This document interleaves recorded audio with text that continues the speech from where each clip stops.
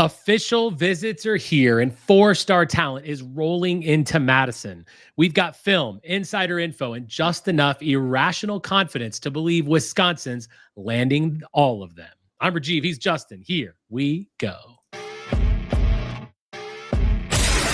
Welcome to the Bucky Report, your destination for all things Wisconsin Badgers. Authentic takes. Oh my God. Game analysis. Touchdown Badgers! Ring one up! And discussion from the fan perspective. Woo-hoo! Thanks for joining us and on Wisconsin. Welcome to the Bucky Report. We are your hosts, Rajiv and Justin, back together. Not on a Sunday this time. It's a Wednesday for a special midweek episode to talk about all things Wisconsin. On today's show, it's 2026 recruiting, continuation of the weekend's discussion, but now we're focusing on this weekend's official visits. Justin's favorite part of the year, his favorite thing to talk about, recruiting junkies. This is your show. We've got a special guest, as always, the one and the only. The Bucky Report proudly welcomes Nick Osen from 247 Sports. Nick Osen, 247 Sports, Badger247.com joins us. Nick, how you doing, man? There's a lot going on in your world right now. Honestly, guys, I'm really good. I hope you can see from the smile. I got about 6 or 7 hours of family time over the weekend, which was good. So I am full bore, locked in. I've got caffeine, soda, Powerade ready for the weekend. We're ready to roll. All right, so here's what we're going to do today. We promised you guys we're going to go through the OVs for this weekend. So we're going to go through that entire list and just kind of touch on a lot of them. But we're going to go deep in on about 7 of the guys that we really like, as we're going to kind of focus in on. We're going to show you film. We're going to talk about what we like about each guy. Nick's going to give us some inside information, any kind of recruiting nuggets that he has there. He's going to give you updates about the recruitment, the whole works. This is the show for you if you want to talk 2026 recruiting. Justin's favorite topic. Justin, how are you? You love this season. This is like your favorite time of the year. I absolutely love this. This is the time when you get to kind of get excited about the new players that are going to be joining the group. So it's one of those times when things really take off in recruiting in the year. It typically is official visit season. Wisconsin, it's normally the first weekend that they have everybody in. That tends to be the one that's the big one. So we'll see how this gets going. We'll see how much of a role they can get on here, but I would be shocked if they don't really put together a nice weekend this year. Yeah, it's going to be a big one. There's a lot of good guys, which we're going to get into. A couple comments here. Steve Nebo, and I wanted to thank you guys for including Nick on your insights regarding the players we are recruiting in the 2026 class. Nick, people are a fan of you. And let's see. Kyle, yes, I know we were a little bit late. He says it's finally time. We were a little behind. Tyler Sievers says the boys are buzzing. A lot of good stuff out there. Yes, so by the way, if we're going to go through these guys, they're beyond that, we're just going to kind of open it up to questions. We already got a couple things that are starred. We're just going to get to after the 26 discussion. Any questions you have for Badger Beat Reporter, of course, Nick Osen, put those in the chat. Maybe you want our opinions. I don't know. Justin, I'll give it to you. But really, this show is about Nick Osen because he's our guy. So let's do this. So what we're going to do is I've got a lot of different screens happening right now. We're going to talk through some of these guys. We're going to show you some film when we're talking about them. But let's just start with sort of the overall list, okay? Some of these guys are already committed, right? So we're going to just I'm going to quickly just touch on this. And then again, if you have any specific questions on any specific recruits, throw those in the chat. And then after we finish highlighting the 7 we're going to really get into, we'll come back and answer those guys.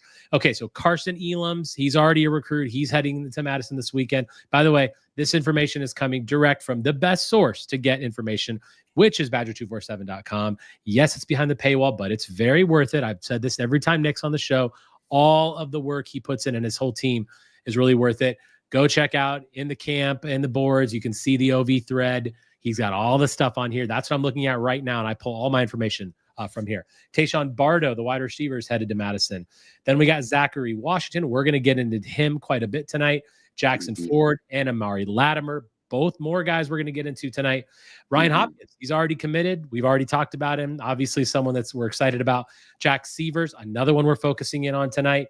We've also got Ben Wenzel, who you and your guys' site have him as 100% crystal ball, so that's good.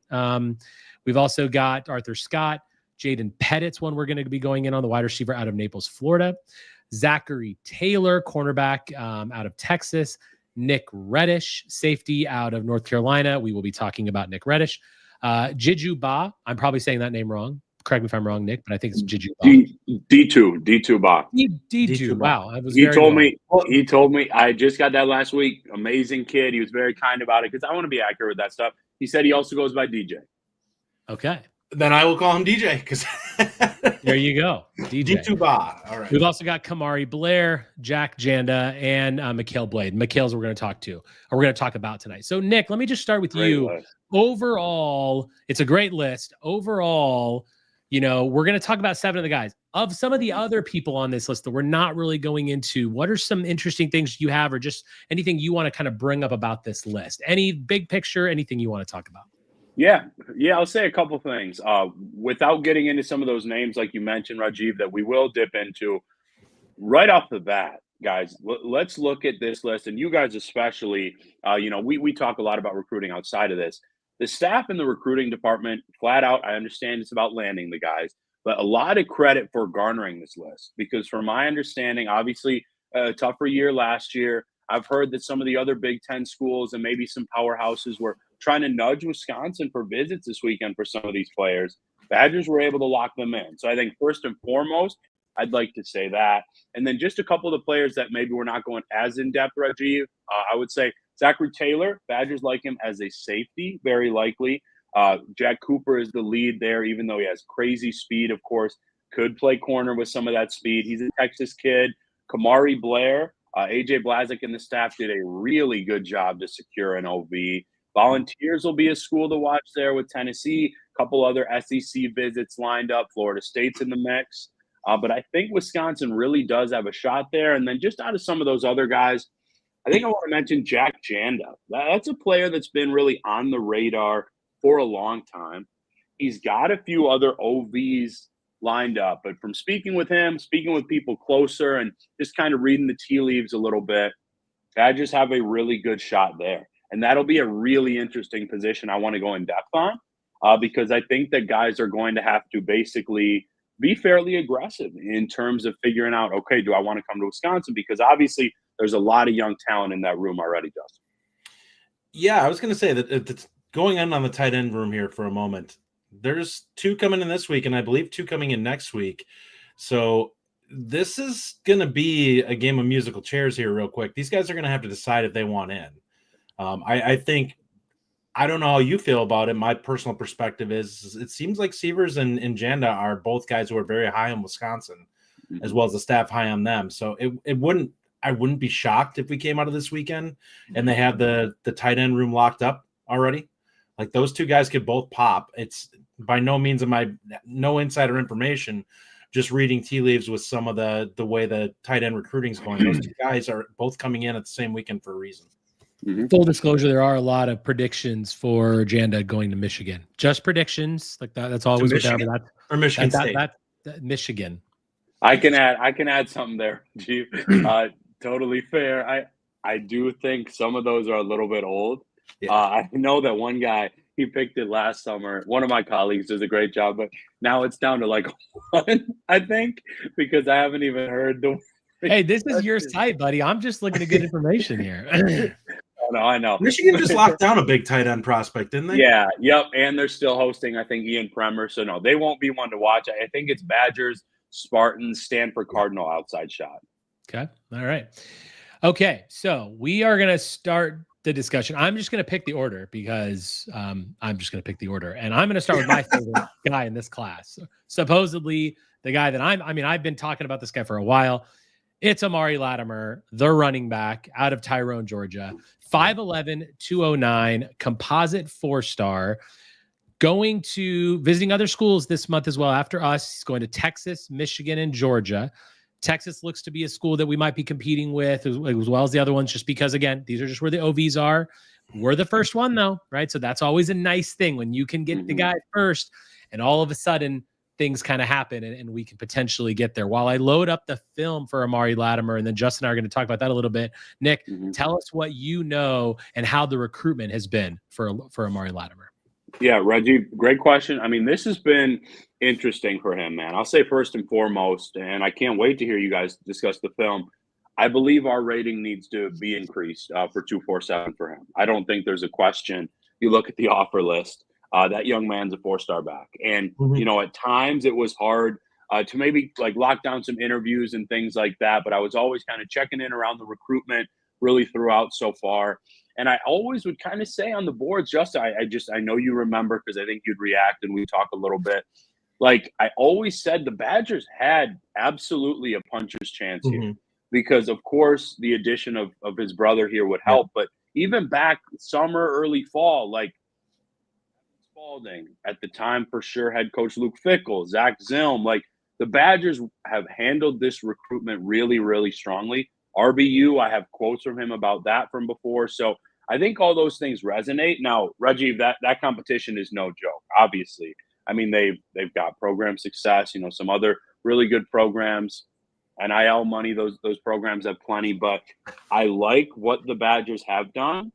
This weekend is going to be very, very important. Back on campus, multiple days, official visit, be around the team, and just really kind of get those in-depth factors. But you also look last year, guys, right? Not a tailback in 2025. This is the chance to really, Mhm. really make a statement, I would argue, with Yeah. the potential addition if things continue to go well there. And it's definitely a very necessary addition, obviously, because of the fact that we didn't have that. We had that massive class of running backs. If you're watching on YouTube, the Amari Latimer's film is going up there. If you're not watching on YouTube, no problem. If you're listening to a podcast, you're still going to get all the same information. Yeah. Justin, one of the things that I absolutely love about this guy is he looks like a man among boys. I mean, the way that the vision that he has when he hits the holes, he can see. It looks like he's looking at 2 holes down the way, right? He's very shifty. He's very quick. And I love the agility that he has in tight spaces. Okay, that's one of those things where you don't see a lot of these guys have that, but he can quickly move through holes. He's nimble. He's got a good motor on him, and the vision is elite from what I can see. What do you like about him? He's very patient. If you watch him, he's very nimble on his feet, but he's not a guy who just runs straight into the back of his blockers. And every once in a while, you'll see, well, guys want to hit the hole quick. With him, he feels his way through. Like you could see it the way he runs. He stays on his toes and he keeps moving, but he doesn't necessarily explode until he sees what he's looking for. The big thing in this one is the physicality. I mean, I was waiting for that. He is absolutely. I cannot remember a back. The closest thing we could probably go back to would be, way back in the day, Brett Moss is probably the closest thing to Latimer in terms of power. Like he absolutely plants people when he comes through. And it was the first thing that I noticed on his film where I was just like, man, he is running to hurt people. Like he legitimately looked on his film from last year like he was trying to run into guys just to prove that he was the bigger, more physical guy. And you would see tacklers just wilt when he hit them. And you watch the rest of his film, he had a super long highlight film, and it was loaded where you kind of had to wait and watch a little bit to see a little bit more of the true running back skills because he was so physical early on that it kind of was the thing that kind of overwhelmed you a little bit.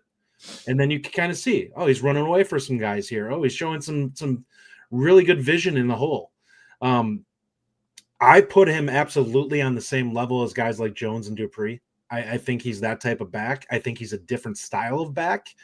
I love this potential pickup if they get this guy because I think he adds a little something different to the room, and I think that he's an A+ type running back for them.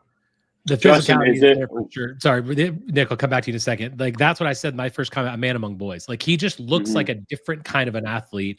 I mean, obviously he's not like a massive guy, but he plays bigger than he actually is. He does. And that's he runs like he's 235. Exactly. And that's when I said man among boys, that's exactly what I meant. And you can definitely see that in his highlights. Go ahead, Nick.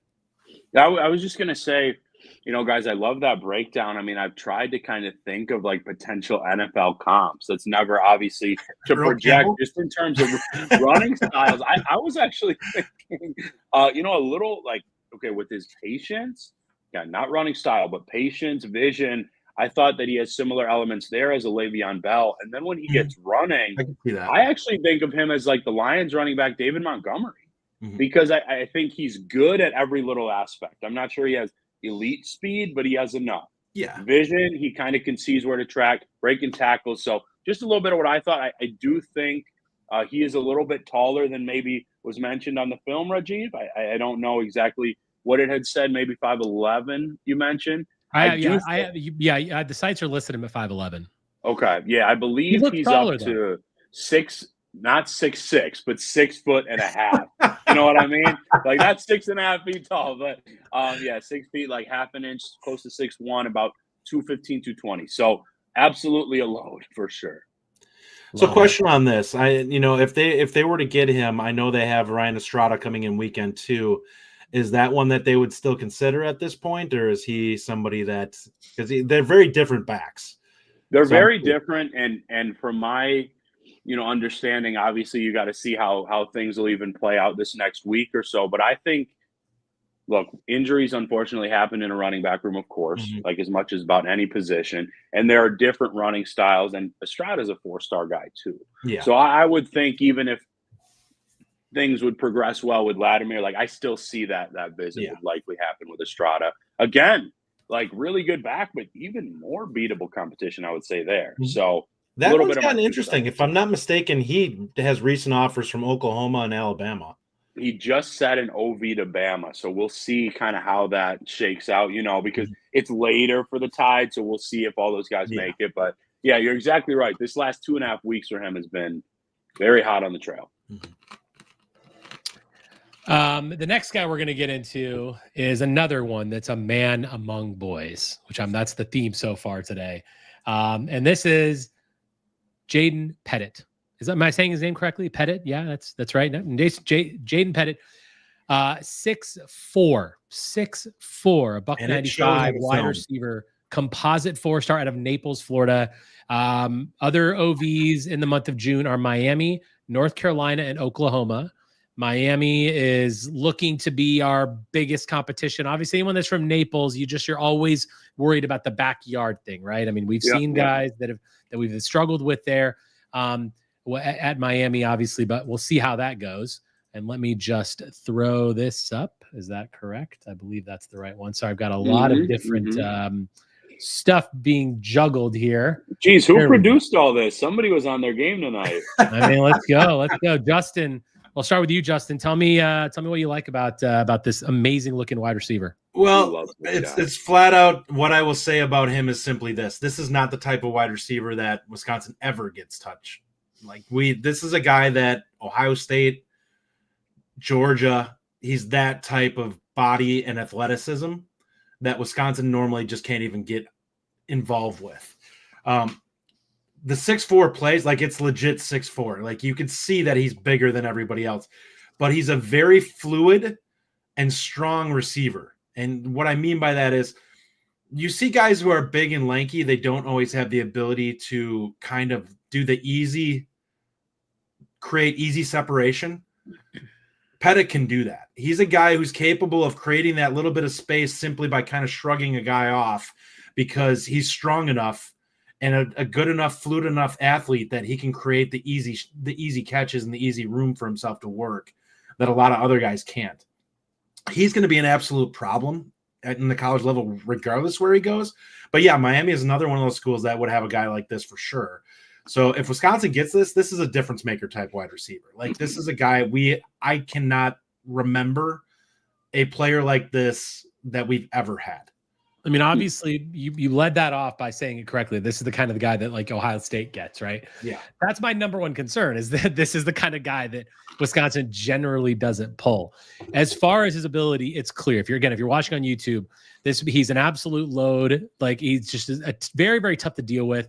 I think there is definitely room to grow here as well. When I watch this film, like the route running is not anything to write home about, but it's going to come, right? It's not like he can't do that because he hasn't really had to run those crisp routes because he's such a massive guy. And as you said, Justin, he gets open very easily.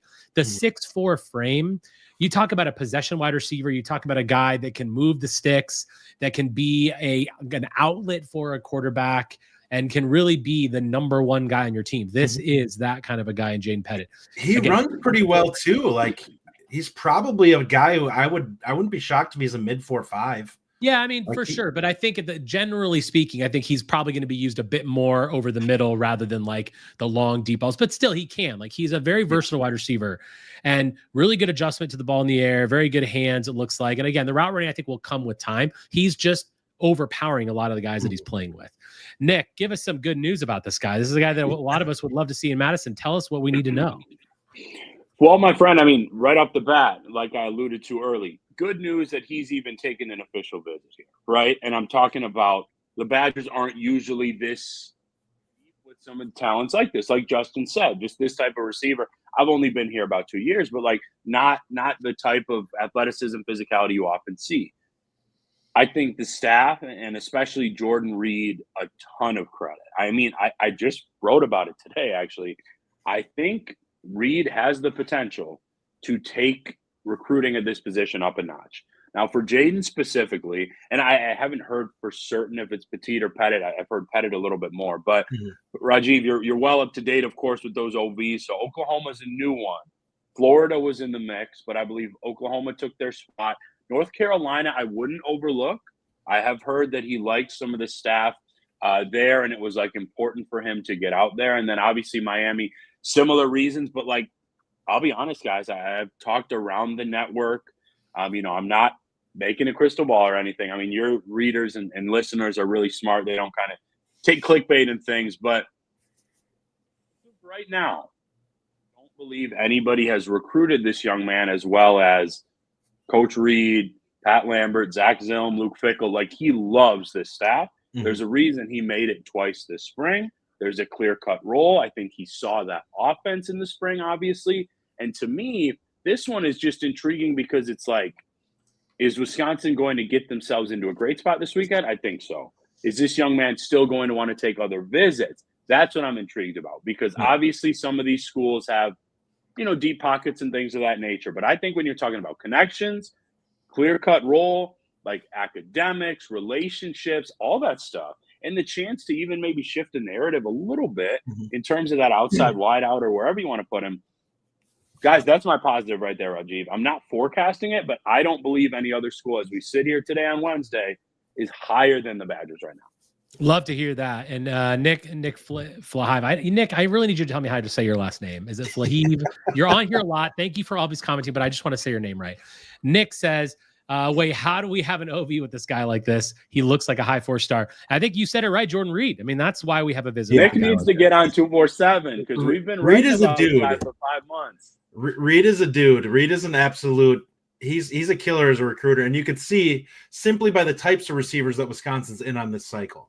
He's done an incredible job getting them in. Like some of the guys that they were in on that didn't even take visits, just to get us to the point where we at least locked up visits initially before some of the guys. We had some guys that committed early.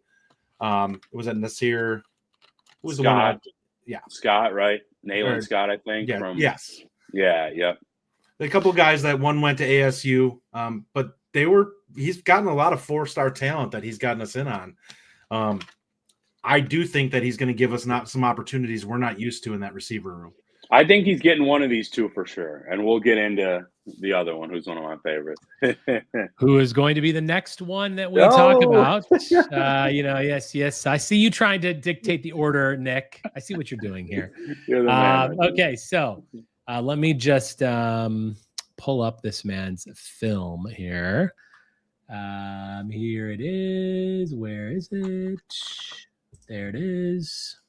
All right, we've got some film up. Let's play this. The lightning to the thunder.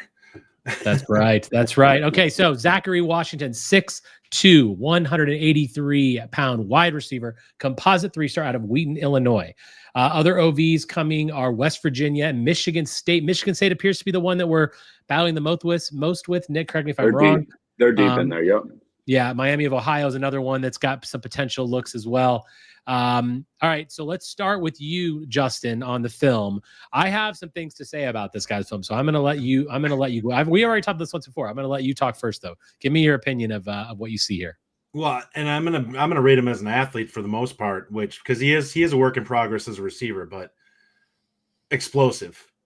Zachary Washington can flat out fly, and he's super twitchy in tight space. He's a guy who makes people miss, and he's got a big frame. He's a 6'2", 175-pound kid, and he's capable of, like, you see him hit when he hits a gear, he just goes by people. We don't typically get a guy with this type of frame here. We don't normally get a guy who's over 6 foot with this that has some burst. I don't think we get a guy that typically has this type of like fluidness as a receiver. We've had a couple of them, maybe not quite this quick.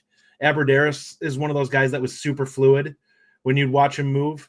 I think there's a little bit of that in Washington.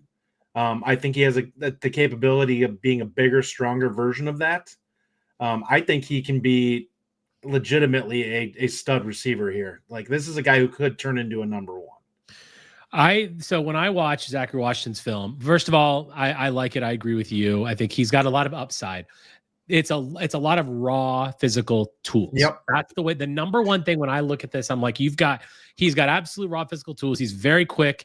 You said it right, very twitchy. Got good hands, but just overall route running, overall receiving ability. And when you think about his competition, you think about Big Ten competition, there's going to have to be a level up as far as receiving skills go. Yeah. That being said, if you're watching the film on YouTube, you see a lot of special teams plays too. He's got good enough vision and good enough speed that he can be dynamic in the special team side as well, which is something that, as you know, we haven't had a lot of recently, and we could really use someone with that ability. But his size is certainly there. That 6'2" frame is good. He can even put on some more weight. He can be that outside deep threat. He can be over the middle, very versatile type guy that just has a lot of things to sort of gain and things to grow. And I will say, before I even come to Nick, I'll tell you that I've heard that this guy looks very good for Wisconsin right now from some of the sources that I have. I'm interested to hear what you have to say about this one, Nick. Well, first off, it's rare, Rajiv, that I will push back really with either of you guys. But I will say, I think, and I can say this because I went to 2 games last fall. So I've seen him live multiple times, very tied in with this recruitment. I think he's a little bit more polished than maybe you guys are alluding to. I understand there's still a ceiling he can get to, but this is the time when Gavin Mueller was on the team. They like to run the ball a little bit too. He looked pretty polished to me. They moved him around. He had 2 65-yard touchdowns. I mean, I think the talent's through the roof. I think he'd be a phenomenal culture fit. And in terms of the recruitment, I think I would tend to agree, Rajiv, with what you said. I have liked where Wisconsin sat here probably since November. Now, there are times where I thought he was maybe a little bit closer to making a decision, like maybe late January after a junior day, or after he saw the offense like in the spring. He hasn't, and the visits and kind of recruitment have still gone on. There are a couple of schools still involved, but I would tend to agree. I see the Badgers and the Spartans, and I've written this for a while, as the 2 really to watch. It's interesting. Michigan State has, I think they've been pretty in touch with him, and they also have his former high school QB. I think that has played a connection. But just in terms of the staff, the long-term fit, the potential in this offense, I'm not going to doubt against Wisconsin here as well. I know there are some good family connections or thoughts on the Badgers as well. Comment here from Thad Noel, which I think is a really good comment. Just because he hasn't shown polish doesn't mean he doesn't have it. Why worry about breaking a guy down when you can just blow by him? Very fair point, Thad. I think that's a really good point. That's kind of what I said. Some of it is used too. Well, that's one of the things I said with Pettit is that I think we haven't seen the route running that Christmas because he doesn't need to, because he's that good at getting open. Very fair point here from Thad Noel. I want to put up another comment on the screen here, Nick, for you. Jay in Toronto. Nick, I switched to 247 from a rival because of you. Look at that. Jay in Toronto. That's actually very nice, Jay. And I've seen his comments recently. I've responded, but that actually means a ton. Not necessarily switching, but joining because of me. For real. Thank you very much, Jay. So obviously we always appreciate Nick's time on the show. And thank you for everything that you do. Okay, so we've talked about Latimer, we've talked about Washington, we've talked about Pettit. Let's stick on the offensive side of the ball. You guys touched on him at the top of the show, tight end. So we're going to switch to Jack Sievers. So 6'4", 225-pound tight end, composite 3-star out of Everett, Washington. Other OVs that he's got in June: Boise State, Minnesota, San Diego State. I'm going to start with you on this one, Nick. Tell me, I think his recruitment, from everything that I've read, it's a little bit up in the air right now. Tell me where you feel like he is and what you know about his recruitment while I put up the film, and then Justin and I will talk about that a little bit. Yeah, I will save most of the film chatter, of course, for you guys. I'll just say briefly, Rajiv, because he is a kid I don't think is getting talked about enough. I love this kid's film, and more so his potential, because he's a guy that's a good hooper. I love basketball players at tight end. I love them at outside wideouts. So he's a legitimately good basketball player from what I've seen. Gotten to know him a little bit, people close with him. In terms of recruiting, Rajiv, I do like, again, there will be some players where I'll say Badgers got a lot of work to do, okay? I'm not saying it for everybody, but I like the Badgers right now. I spoke with him maybe 3.5 weeks ago. Nate Letton has done a really, really nice job here. Zach Zillms played a role there. And from my understanding, he said something, I don't want to misquote, but something on the record similarly to basically he really liked the Midwest when he took a spring tour. So that would obviously be Wisconsin and Minnesota. And I don't think, guys, that I would be shocked if he called it early and maybe didn't take all these visits. I just, you know how sometimes a guy just maybe feels like a Badger fit. Phenomenal kid. I mean, they're all really good kids, but just like impressive to speak with. You know, really, I think about the right things. I think he just wants to be like part of a brotherhood and obviously used well at tight end. I think in this offense, that's a good thing, of course, with Grimes. So I like Sievers, Rajiv, and I like where things are trending there, Justin, for UW right now. I really like Sievers a lot. I mean, we watch this film, and again, if you're not watching on YouTube, no problem. We'll talk you through it. Speed. You look at it, this guy's got, I mean, for a tight end and a guy that has that kind of weight on him, he is very, very quick.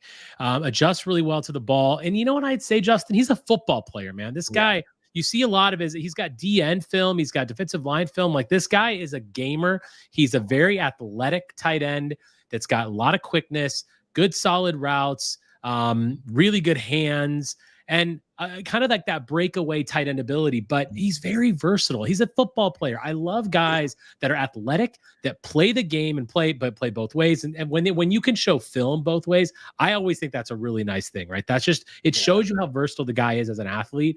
And when you talk about a tight end with this kind of speed and this kind of route running ability, you've got a really solid potential on your hands. He reminds me a little bit of Ferguson.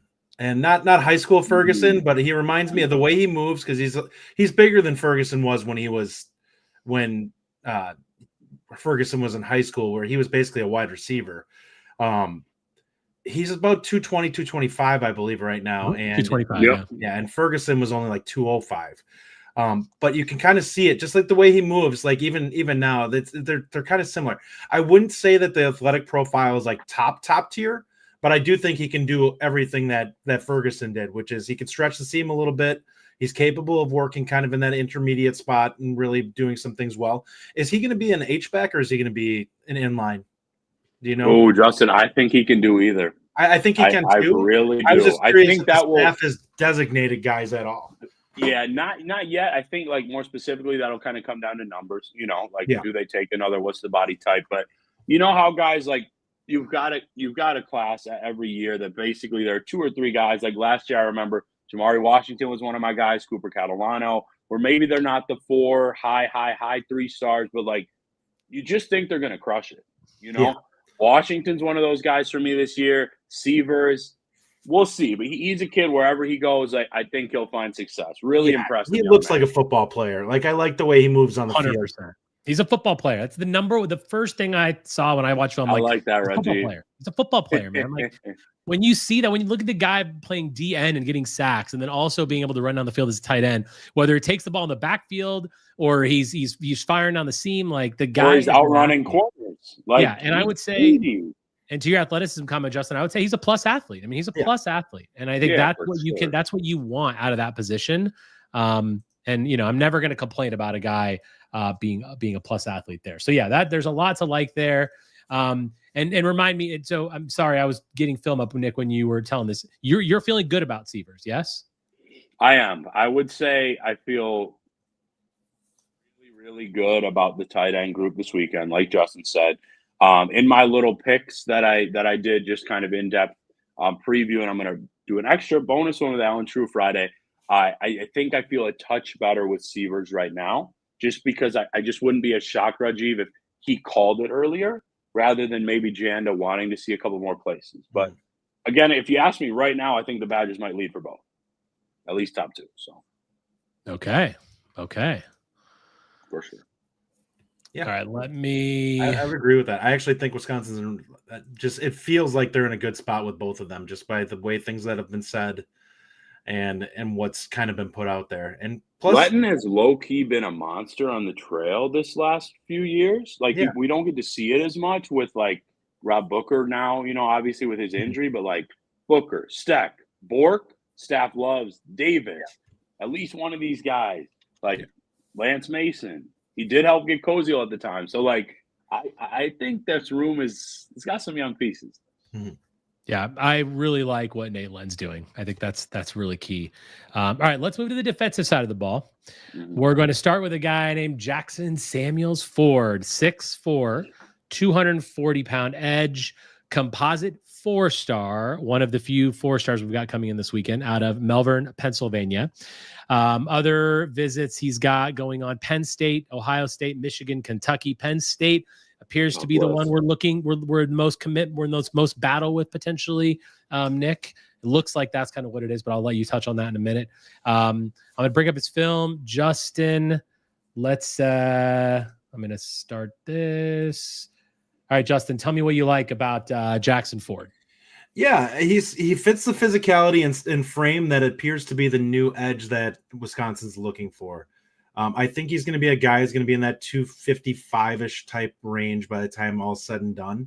I don't know if there's a Nick Clayton in this group coming in this year. I like the quickness from him, but there's no absolute burners that Wisconsin has coming in this cycle. So I look at him and I like the physicality. I think he's a guy who's versatile.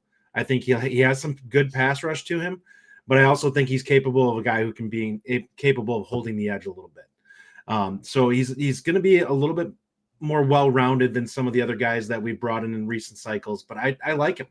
I think he's a guy that gives them some ability. I like the fact that he's a little bit more twitchy and able to move laterally than some of the other guys that we've had looking at lately, because we've had some guys that profile to me a little bit closer to like a 4-3 defensive end. And I feel like Ford is capable of moving a little bit better than that. Yeah, I think you said it best when you said the guy that sets the edge. I feel like that's exactly what I see in this scenario for a defensive end in a 4-down system, right? I feel like that's kind of where you're right, not a Nick Clayton guy, doesn't have that burning speed, but he's got good vision, good tackler as well. And setting the edge is really, I think, the best way. He's a great tackler. Yeah, absolutely. That I would describe it. Tell us about his recruitment, Nick. So Rajiv, I did a couple previews with him as well, right? A huge name to know. And this is a guy out of probably the top maybe 3 names I'd come up with on this entire list, guys. I think this young man is wide open going into his visits. A guy that I'd be surprised if he doesn't take all of them. Rajiv, I'm not necessarily pushing back on what you said about Penn State because they're for sure up there. But like Ohio State came in late, I think bumped somebody maybe for an OV. Kentucky, he was excited about SEC potential. But to me, I personally, in no order, have Michigan, Penn State, Wisconsin as the top 3 right now. Michigan went out and saw him a couple of times. I think Penn State did at least once. I know Mitchell has done a really nice job here. I remember first speaking with him, guys, in January. Again, felt like a Badger just in terms of really, really like impressive, complete kid. The nice thing is the role is there and academics will play a role and his family loved it here. Those are all pluses. Now, this is one I'm not just going to flat out claim that Wisconsin leads. They need to crush it this weekend. I've gotten to know Jackson a little bit, very fortunate too. And being around the players, from my understanding, what he shared with me, that's a huge thing because I just listed a complete kid, right, on and off the field. So he's looking to see how he fits in with the team, how he meshes with the guys. I think staff, check, location, check, school, check, family love, check. So, that's going to be big. This is one where it'd be tough to just say, oh, it's Wisconsin versus the field. You know what I mean, Rajiv? But they're in this. He had, again, I'm not going to name other schools, but this was a guy that other schools were trying to get in the mix for one of these weekends. And he stayed loyal to this Badgers trip. So it'll be really intriguing. This is one I'm excited to speak with after. Not a kid I'm going to see just popping after a day in Madison. I think he's going to take his time. But Wisconsin's got a shot here, and I would say probably a better shot than another player we'll get into shortly, Rajiv. Yeah, I've talked to a couple of Penn State guys in the last couple of days because I've been once I see some of these other commit schools that were they're getting all of them. One of the Penn State guys I talked about was about as confident as he could be on Jackson Ford. But I mean, the beauty of it is, you know what the beauty of it is? They haven't even some of these kids haven't even decided yet. Like they literally don't even know where they're going. And you have people that are like, oh yeah, coming here. Like it's and obviously like, go ahead, Justin. I was gonna say, just for some insight on this, I believe every time we've taken a player from Penn State, the Penn State insiders have told me that they're the leaders, or that's what I've read when I've seen it. So I'm like, pretty much every time they assume that just because it's Wisconsin, they're going to win it. And then we beat them for. I mean, they beat us in Sexton. Congratulations. We got them in Haywood. So calm down. And, it is what it is. Well, right? Haywood, we got them in who was the other who they have now left tackle. Why is his name evading me? He transferred back. He left here. Our 5-star. Rucci, and unfortunately the tight end from a few years back who they thought they were going to take, who retired from Wisconsin due to some other issues. Yeah. But both of those guys they thought they were getting, and we ended up locking them down. So Rajiv, I don't need names or anything, but are these like football related guys? Are they 247 guys or just kind of connections? Okay. Football related guys, not 247. Okay. Because I do think Calvaruso basically what they are is it's other Penn State podcasters. It wasn't Calvaruso, by the way, that I saw stuff from. He's a good dude. Because the two people that I've heard about and I told you about the other one before the show. I've heard that Texas seems they've got Latimer, from what I've heard, and Penn State feels like they've got Ford. So we'll see. I'm hoping that they're wrong. I'd say you're a little more tapped into your network. That's all I'm going to say. Okay, so sticking with the defensive side of the ball and sticking with an edge guy, let's move on to our second to last guy we're going to highlight and then get into questions. Mikail Blade, 6'4", 205. Justin and I have talked about Mikail Blade before on the show, and his film is fantastic. Mm-hmm. Composite 4-star out of Chicago, Illinois. He's got an OV on the 13th to Notre Dame, which looks to be one of the schools that we're competing with here. Also, Michigan, Purdue, and Illinois look to be in the recruitment. We'll start with you on this one, Nick. Tell us how the recruitment's going with Mikail Blade and how are you feeling about him? Yeah, so similar to Ford, Rajiv, an absolute battle. I mean, the fact that Wisconsin got an OV, which, as Justin knows, we were all over for a couple months, like that's a win in itself. Purdue, I don't see them getting him. Yeah. And some people that I trust, I mean, it was kind of, public, or I'll share, he does an amazing job. Like Alan True has mentioned USC as a contender. Oh, I think that's actually a preview I'm putting out this week. But there you go. I personally, it's tough to keep track. I personally see this, as we sit here on May 28th, as a 3-team race. And I do think the Badgers are battling from behind a little bit there. I think Michigan and Notre Dame, kind of the consensus from people I've really generally spoken with, including True and in the network, think they're kind of near the top. But I've just had Wisconsin as kind of this maybe dark horse, as they say, right? A contender that hasn't been talked about enough. Oh, he's getting back for spring. Oh, he's coming again late spring. Oh, he get the first OB weekend in Madison. So I think this is one that if the Badgers just absolutely blow it out of the water, they could jump into that like 1B comfortable 2A type spot. I believe that because he loves this staff. He really likes Madison. Again, academics are important. And let's be honest, guys, with that film, if he can stay healthy, like he could play early. And those are the 3 or 4 pillars that he kind of hit on with me. We've talked a bunch the last couple months. So that's kind of my read. So while it's not Wisconsin leading, they're a program, maybe like the USC, that could make a huge splash and grow momentum with a strong OB. Right now, I do see him taking all of his visits. I do think you made a really good point about playing early. He does have the physical tools to play early, which might potentially move him in Wisconsin's direction. Justin, this guy's film is great. We've talked about it before on the show. What are your thoughts here? I mean, the guy, he looks fantastic. Yeah, I think he's got a little more versatility than what we saw with Ford. I think he moves a little bit better side to side and has a little more burst. I don't think he can get as big as we probably get Ford. So I think that you're looking at him as more of a true outside linebacker versus a guy who can probably put his hand in the dirt. I know they show him a lot on film here with his hand in the dirt, but I think he's a guy you look at and you're like, he's probably going to sit in that 240 range in college. Yeah, 240, 245 tops. I could see that. Yeah, he's definitely not a guy I think you want to see get too much bigger than that, because you're going to probably start dimming his physical tools at that point if you bulk him up too much.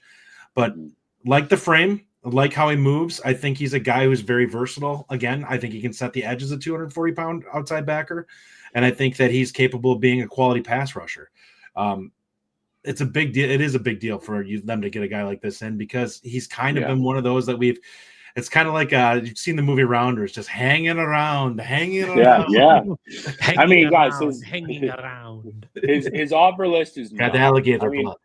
Justin, I was even going to say, like, obviously I do this for a living, but like, I know you guys follow it like crazy. I was even curious what your take was after what I said on the recruitment thoughts, because I do feel like this is one where even national writers and things, respect to them, they haven't pushed agendas. You know what I mean? I think there are a clear top 2 or 3, but like, I see Mikail taking visits. Just curious if you would tend to agree with what I broke down.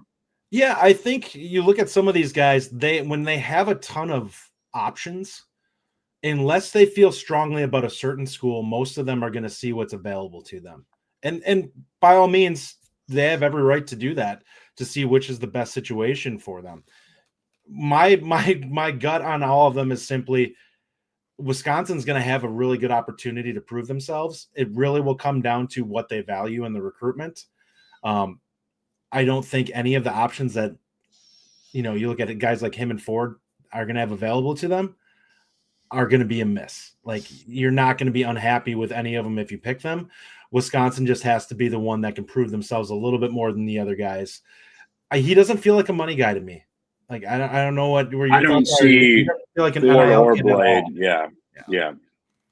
So one of the things that I would say in response to your question, Nick, is that this is why I love this staff when it comes to recruiting. We've talked ad nauseum about the on-field product and how that needs to improve. But I mean, we're talking about guys like composite 4-stars like Pettit and Blade and Ford and Latimer, guys that are just like Pettit. We just said, like, that's an Ohio State kind of a receiver, right?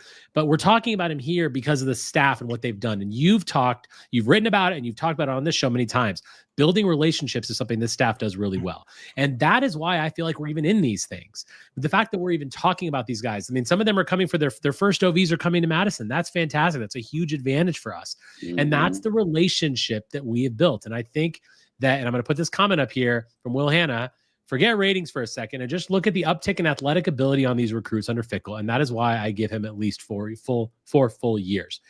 There is just a different level of recruiting that this staff has done and this staff has generated.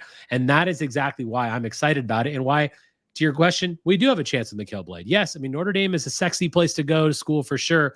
But then you're talking about instant playing time. You're talking about how deep is that room on that defensive line and those defensive end spots. How long is he going to have to wait?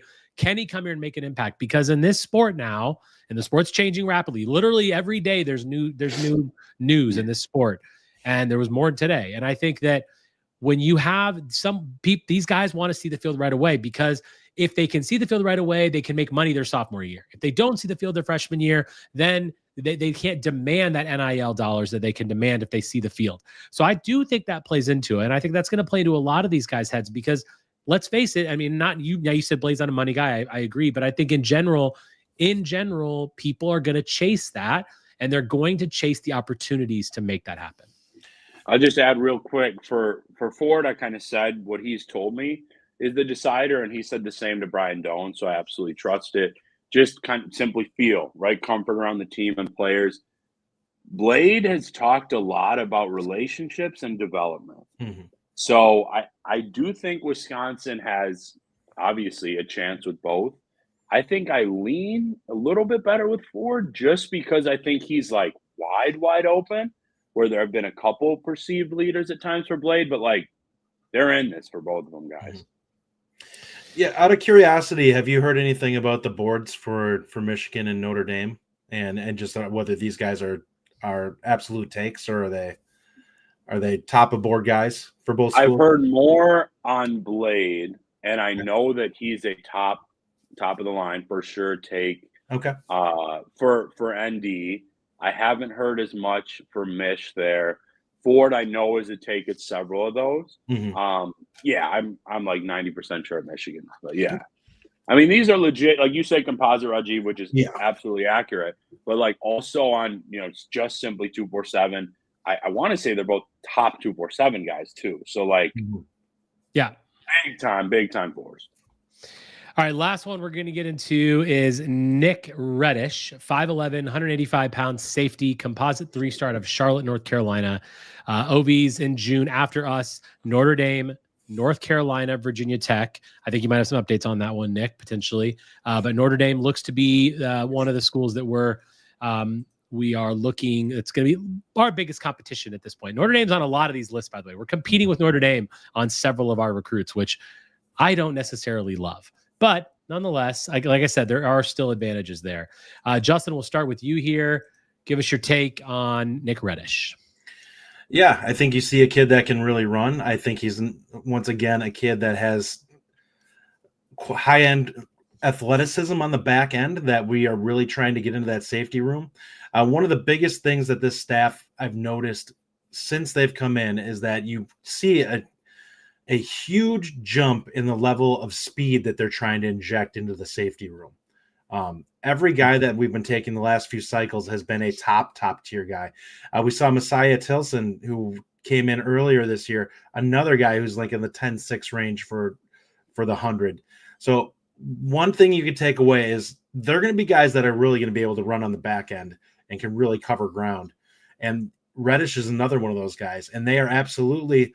I know that he's been considered a Notre Dame lean for a little while, but he's always been a guy. Like, it's one of those things. Whenever you follow the recruiting sites, and every once in a while I look at it and I'm like, you can't always tell what that means, because sometimes you'll hear a kid's a lean simply because they took a visit and it's the biggest school that they go to, and that's one of the things that I look at with a kid like Reddish, who hasn't really come out and said much of anything over the last time. If he was a Notre Dame lean, I think he probably would have committed already if it was that set in stone. I think Wisconsin has to get in there on this one. I've got a lot here for you guys. You guys, Jay in Toronto and any great subscribers that are watching, you're going to get a little bit extra here first before the story. So I just talked to Reddish about and so I'll have a fresh update previewing the visit. First off, canceled North Carolina. So it's essentially really down to 4 right now. Wisconsin, Indiana, he took the trip already, VT, and Notre Dame. I will be surprised, even with some of the family ties, if he was a Hokie. So I've really got this as Wisconsin, Notre Dame, and Indiana right now. Now, Justin, I think there's some truth that he's been a Notre Dame lean, but I love how you said, like, that hasn't really been outright claimed from him recently. Things can change. And, our guys at the Notre Dame site do a nice job, especially when Tom Lloyd jumps in. He's one of the best in the country doing national work now, too. But that is one, I think there's a reason there hasn't been an overwhelming amount of buzz there. I can't say enough about the job that Jack Cooper has done with this young man. I think Paul Haynes has checked in here and there, Pat Lambert. Like, I don't care what we have him as a rating. This kid's a 4-star, and I think you're going to see a bump. I love when you agree on that, Justin. So this is a guy, I will say, I haven't used this term once, and I'm proud of myself for doing it. I could see Wisconsin fully moving the needle this weekend. That doesn't mean a commitment, because I do think he'll take those last 2 just because he's whittled it down to 3 rather than 6. But I would not be shocked at all if the Badgers become the outright leader. He loves Madison. I'll never forget the first time I talked with him last summer. He was blown away. Then it took a while for him to get back, but he came back in the spring. We did an update. This is one, and even though there are a lot of great guys, Rajiv, that, we just touched on, I mean, we're not going to, do a 2-hour show, but like I needed to include Reddish. I just felt like I would have more of an update. And obviously I got one now. So just really intrigued. A guy like him, a guy like Ford, I just want to hear their thoughts after, because I think Wisconsin could put themselves in a great spot. And I'll note real quick, opportunity. He just used the word with me, like playing time early is important to him. And the Badgers lose some dudes in that safety room. Yeah, that's going to be a theme. That's going to be a theme and continue over the next couple of years. Like this playing time early thing is massive for sure. Yeah, he's going to have an opportunity. I mean, there's no one that's set in stone coming into next year that you look at, because there's not going to be any returning starters. So you look at it, and it's going to be basically whoever can separate themselves. And if he is he an early enrollee? Do you know, Nick? I believe so. I can't say for certain, but I believe he would be. If he is, he's going to get an opportunity to come in the spring and hopefully separate himself and give himself an opportunity. He's got the athleticism. Most of these guys do, and he's really going to have an opportunity. And while I really like the guys that Wisconsin brought in this last cycle, this is another guy that if one of those other guys doesn't take it and run with it, he's going to have a chance to jump in there and put himself in the mix. I'll just note real quick. I know Rajiv was going to kind of add something as well, of course. I love where the room is right now because I mean, you guys know, I love Grant Dean, Luke Emmerich, like that young class. And then, of course, the two Matts, Trainer and Young, that have been added. But love, like what you said. Guys are growing. I think a couple of those guys have the chance to start. But, like, you're losing two legitimate dudes. I think at least one gets to the NFL, in my opinion. So it'll be interesting. It really, really interesting. Update coming Thursday, though. This was fantastic. Like I listened, we love having Nick Osen on the show, and you got to hear some good inside information today, by the way. So thank you. We got some questions that we've got lined up, and we're going to start with the biggest news of the day as far as Wisconsin basketball goes. Tyler Schreiber says, I'm still living off the high of Blackwell coming back. So John Blackwell has withdrawn from the NBA draft. He is coming back to Madison. Big news. I mean, it wasn't something that we were too concerned with, Justin, but it kind of just made me because we would have been in a pretty tough spot without John Blackwell. Oh, absolutely. I think that if you lose Blackwell, because he's the linchpin of the entire season, like he is the focal point of what you're trying to do this next year. He's the one guy that you look at and you say, we can rely on him to kind of be the center point of everything. Like he's going to be your guy. And everyone else gets to kind of work off of him this upcoming season. So if you take that guy out of there, well, I like some of the other guys that they have on there. It would be much harder to have that kind of go-to guy late in games if you didn't have a Blackwell. And I don't know how much higher the scoring is going to jump with Blackwell. I do look at it and I see a guy who I think is going to be extremely reliable for him this next season, which makes it much more flexible for the rest of the roster to be able to kind of find their place. What I would say is he's going to be very motivated now to continue getting to that NBA level after obviously talking to people and working out whatever he was doing. I think it's definitely going to be a motivation for him. A couple more questions here. Nick, Tyler Schreiber asks, how much do alumni play a role in recruiting, if at all? For example, if the Badgers are going after an edge rusher, shouldn't we have JT and TJ sending these guys a text at least? Just curious. Yeah, good question, Tyler. And I like how active he is on this. From my understanding, like occasionally there might be a connection like that. But I will say a couple things. I think first off, the actual young players themselves, they're very mature. And I think they look a little bit more at actually what the program can truly sell. And that is development in terms of the right now. Who's in the league right now? Obviously, TJ, of course, is and is one of the best players. It doesn't always work as simply as, hey, can you just send a text to this guy? But in terms of how things are working, like outside linebackers, the staff has shown a lot of that production when you look in this league right now. TJ Watt, a guy like Van Ginkel, Herbig, you know what I mean? So I'd say, yes, of course, my guy, my old friend and classmate. So alumni absolutely do, but it's not necessarily just in terms of that role. Another one, Kevin Brown asks, would be interested in Nick's opinion on the reorganized recruiting department. Any comments here, Nick?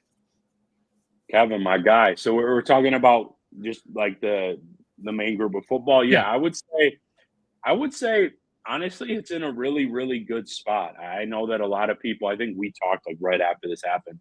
We're concerned like with losing Max and things like that. But I wrote and I said it on this that Max would say himself, there's a lot of talent in that room. And a lot of talent that I can tell you plays enormous roles, sometimes about as much as the assistant coaches in terms of building these great relationships with these young players. So I would actually say it's in a fantastic spot. I think that the Badgers and fans themselves, I try to be very intentional about including names and when the players talk about them and things like that. But like people don't really know just how important that department is. So KB, I would say they're doing a phenomenal job. They are, as you said, Justin, linchpins in terms of getting some of these visits. And I look forward to hopefully giving some of them their shine. There's some good news. Kevin, by the way, I did respond to your Twitter message, so go look at that. So by the way, I remember we have 2 more questions and we're going to end the show today. But if you're just joining us, rewind the show and go check. This was actually a really fun show. We went through 7 guys' films. And great insight from Nick on where the recruitment stands on everybody. And of course, Justin with his fantastic film evaluation. Justin, this one is kind of for you and me to talk about a little bit. Can you talk also about Nizier likely not playing? Nizier Forkerin had a hearing today. The ruling isn't out yet, but it doesn't seem good. What are your thoughts and how do you feel like we're going to be affected by this? I think Ryan and I actually talked about this afternoon. I was kind of discussing with him because he said he listened to it and didn't like how it looked. My perspective on this is pretty simple. I don't know how much it affects the games that we're realistically looking at as potential wins this year. I think if you have a guy like Emilio Agard out there as your second starter, I don't necessarily look at him as a subpar player. I actually think he can be really good this year. Now, is there a difference between him and Nizier Forkerin? Absolutely. Forkerin is obviously extremely experienced at this point, and he's a guy that when you're playing some of the premier teams that have high-end wide receiver talent, he's going to make a difference in that regard. I don't know that you can look at teams like Minnesota or Iowa and say, like, I just don't think that they're going to move the needle in terms of Agard not being able to compete there. Now, competing against Ryan Williams and competing against the boys from Ohio State, that's a different ballgame. But to your point, we're not really competing with those guys anyway. Exactly. But the thing is, when I look at the schedule, there's a lot of 50-50 games on the schedule. Okay. Like you can look at across our schedule and see games like Iowa, games like, let's be honest, sadly, Minnesota, Indiana, Illinois, games that we could win, but we could also very easily lose. That's where I think that you're right. It's not going to hurt us in the big games because we weren't going to win them anyway. It's not going to hurt us in the weaker games because we're going to beat them anyway. It's those 50-50 games. And there's a fine margin with this team between 5-7 and 7-5. It is a fine margin. So not having a guy like Nizier out there is definitely going to hurt us. Nick, any thoughts on Nizier? Yeah, just real quick, just to go off Justin's point, I'm a huge fan of Agard. I actually think cover-wise, he's getting close. But just in terms of physicality at the line, he's smaller than eyes, and obviously, like, man, you said the Ohio State guys, and I was like, oh, why didn't he just say Jeremiah Smith? And then I'm thinking about Carnell Tate, Ennis. Like, no, truly, like, I forgot. I've followed Tate's game since he was 15 because he's from Illinois, Chicago. So, like, they would miss him there. There's no question about that. Yeah. Last question here. As we've gone a little bit long today, but this has been a fantastic show. Chip Worth Bird, it. good friend of the show. Nick, Hopkins makes me nervous, like everyone else. Would love to see him be all in and lead recruiting efforts for this class. Tell us, Nick, there are a lot of Badger fans that are nervous about losing Hopkins. Obviously, he's still got to play at Mater Dei. I mean, there's going to be a lot of people sniffing around him. Where do you feel like he is right now? Are you feeling confident for our ability to keep Ryan Hopkins in this class? I think in this moment, I am. I understand why people are a little bit nervous. You know, he obviously had some comments, you know, to my colleague right after committing, and then, you know, he hasn't kind of maybe been as vocal potentially on social and things as you'd like. So I would say Chip, just because I always like to be accurate, especially on my guys' show here.